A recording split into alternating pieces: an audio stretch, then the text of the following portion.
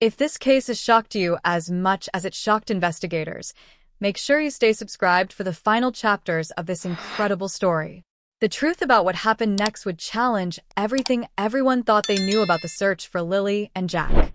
With Darin Geddes behind bars and his network of deception exposed, the RCMP faced a sobering reality. They were essentially starting over in their search for Lily and Jack Sullivan. 4 months of investigative time had been lost chasing false leads and managing the chaos created by Geddes' manipulation. Worse, the constant noise of social media speculation and conspiracy theories had made it nearly impossible to identify and pursue legitimate tips from the public. Detective Sergeant Lisa Morrison found herself in the unusual position of having to rebuild an investigation that had been sabotaged from within by someone pretending to help. It was like trying to solve a puzzle while someone kept moving the pieces, Morrison later explained to a closed session of the House of Commons Public Safety Committee. Every time we made progress on a real lead, Geddes would create some new distraction that pulled resources and attention away from legitimate investigative work. The first step in resetting the investigation was to conduct a comprehensive review of every tip, lead, and piece of evidence that had been collected since May 2nd. Morrison's team needed to separate the genuine information from the disinformation that Geddes and his network had deliberately introduced into the system. This process revealed the full extent of the damage that had been done to the search effort. Of the 2,847 tips that had been submitted to the RCMP tip line during the 4 months of Geddes' activity, investigators determined that at least 800 were directly or indirectly influenced by false information spread through his social media channels. People had reported sightings of the children in locations that Geddes had suggested were significant. Others had provided context about the family or the search area that was based on rumors and speculation promoted in his live streams.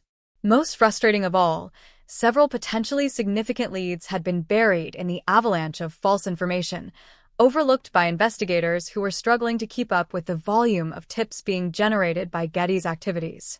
One such lead came from a convenience store clerk in a small town about 40 kilometers from where the children had disappeared.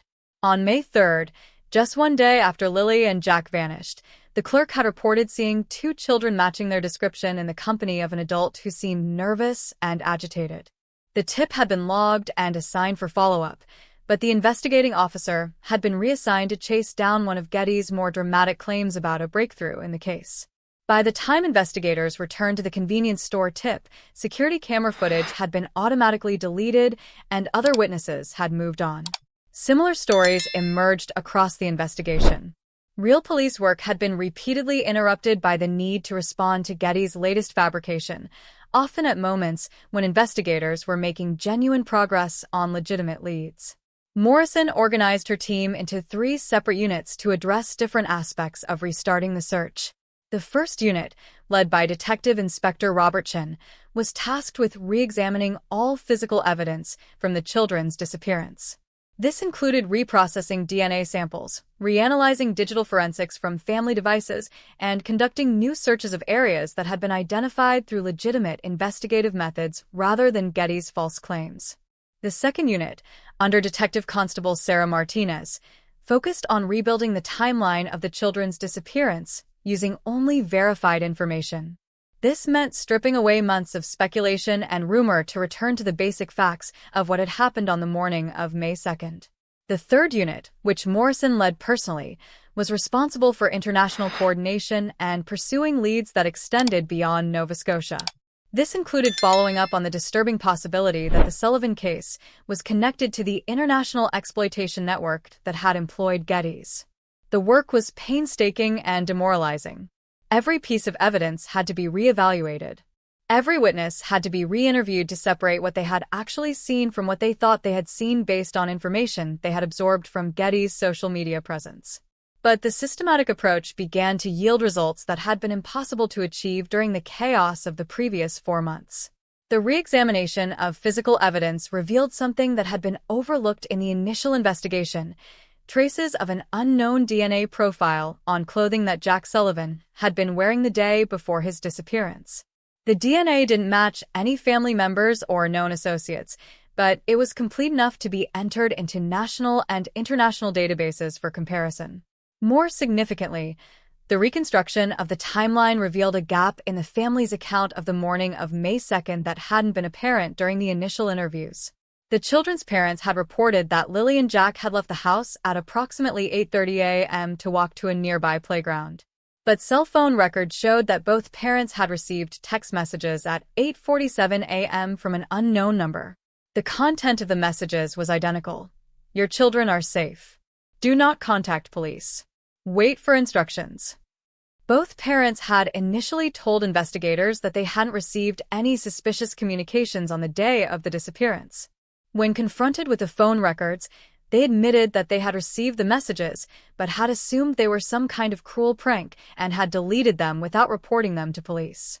The discovery of these text messages transformed the entire investigation. What had initially appeared to be a case of two children wandering off and becoming lost was now clearly a deliberate abduction. The text messages were traced to a prepaid phone that had been purchased with cash at a convenience store in Halifax 2 days before the children's disappearance. Security camera footage from the store showed a figure whose face was obscured by a baseball cap and sunglasses, making identification impossible.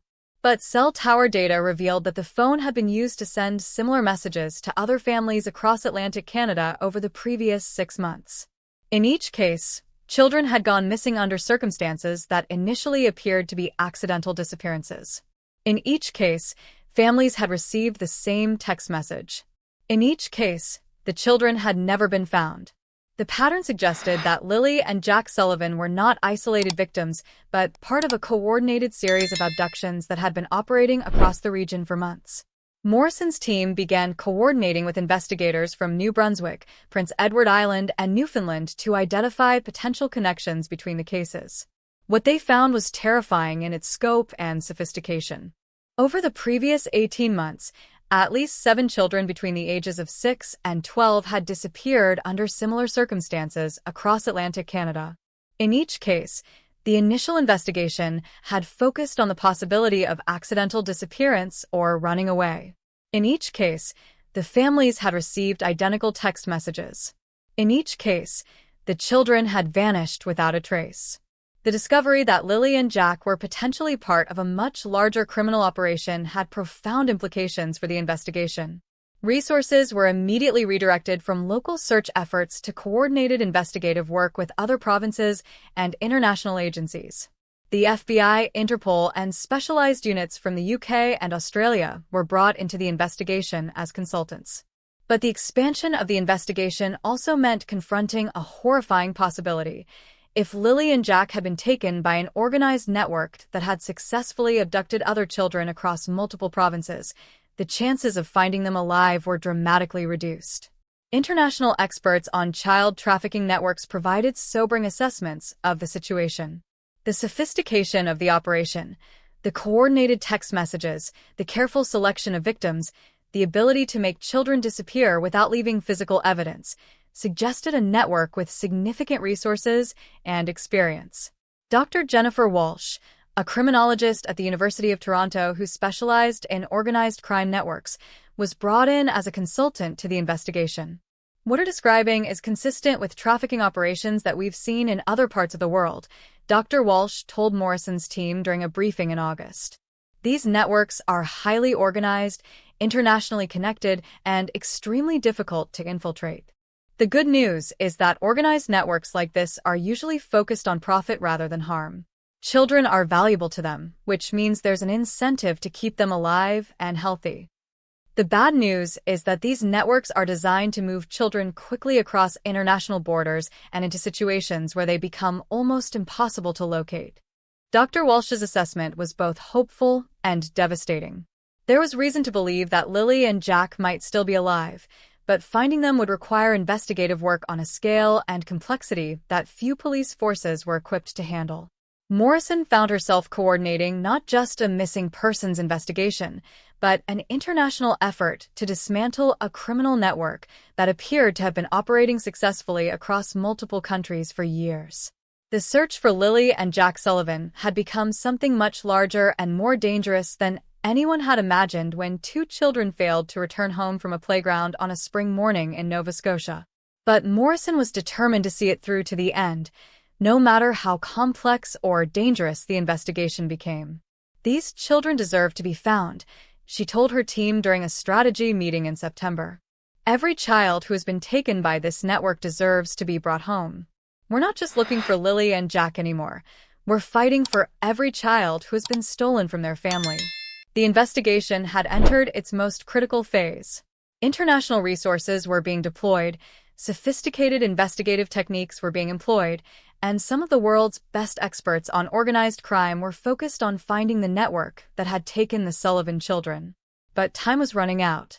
With each passing day, the children were potentially being moved further from home and deeper into a criminal underworld that specialized in making people disappear forever. The next phase of the investigation would determine whether the search for Lily and Jack Sullivan would end in reunion or tragedy. Stay with us for the final chapter of this incredible story, where we'll explore where the investigation stands today and what it means for the ongoing search for two children who captured the heart of a nation. As I write this, 456 days have passed since Lily and Jack Sullivan walked out of their family home in Nova Scotia and never returned. The investigation that began as a local search for two missing children has evolved into something unprecedented in Canadian law enforcement, an international operation targeting what experts believe may be one of the most sophisticated child trafficking networks ever identified.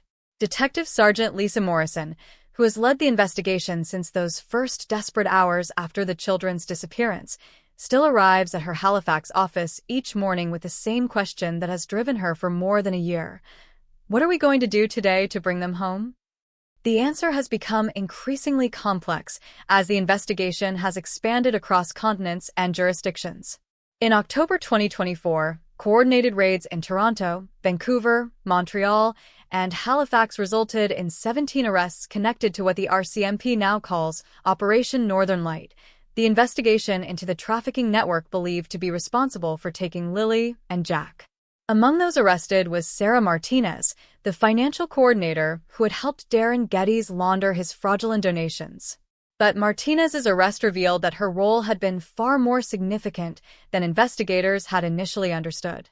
Financial records seized during the raid showed that Martinez had been coordinating money transfers not just for Geddes, but for an entire network of operations across North America and Europe. The same shell companies and offshore accounts that had been used to hide Geddes' profits were also being used to finance child trafficking operations across multiple countries. The connection between Geddes' fraud and the trafficking network wasn't coincidental, it was coordinated. Investigators now believe that Geddes was recruited specifically to create chaos and misdirection around the Sullivan case. His job wasn't just to profit from the family's tragedy, but to ensure that legitimate investigative resources were diverted away from the real perpetrators while they moved the children out of the country. It was a strategy of criminal genius, use social media manipulation and false hope to turn public attention toward a fraudulent actor while the real criminals operated in the shadows. Marcus Chun, the social media manipulation specialist, was arrested in December 2024 at an internet cafe in Bangkok, Thailand. Thai authorities found him in possession of detailed plans for similar operations targeting missing children cases in Australia, the Philippines, and Malaysia. During his interrogation, Chin revealed the existence of what he called Project Noise, a systematic effort to disrupt missing children investigations by flooding them with false information and conspiracy theories. The idea was simple, Chin told investigators, according to court documents that were unsealed in February 2025. Creates so much noise around a case that the real signal gets lost. Make it impossible for police to tell the difference between real tips and fake ones. Chen's revelations confirmed what investigators had suspected. The chaos that had surrounded the Sullivan case wasn't an unfortunate byproduct of social media obsession with the story. It was a deliberate strategy designed to help child traffickers operate without detection. But the most significant breakthrough in the case came from an unexpected source. International financial intelligence networks that had been tracking cryptocurrency transactions connected to child exploitation. In January 2025, analysts at the Financial Crimes Enforcement Network in the United States identified a series of Bitcoin transactions that appeared to be payments for what investigators believed were child trafficking services. The transactions were small enough to avoid automatic detection, but when analyzed in aggregate, They revealed a pattern of regular payments from accounts in Canada to accounts in Eastern Europe, Southeast Asia, and South America. More importantly, the timing of the transactions corresponded exactly to the dates when children had been reported missing across Atlantic Canada. Following the cryptocurrency trail led investigators to a revelation that changed everything about their understanding of the case. The trafficking network was not just taking children to exploit them, they were taking children to order. Financial records suggested that specific children were being identified, researched, and targeted based on requests from clients who were willing to pay premium prices for children with particular characteristics. Lily and Jack Sullivan.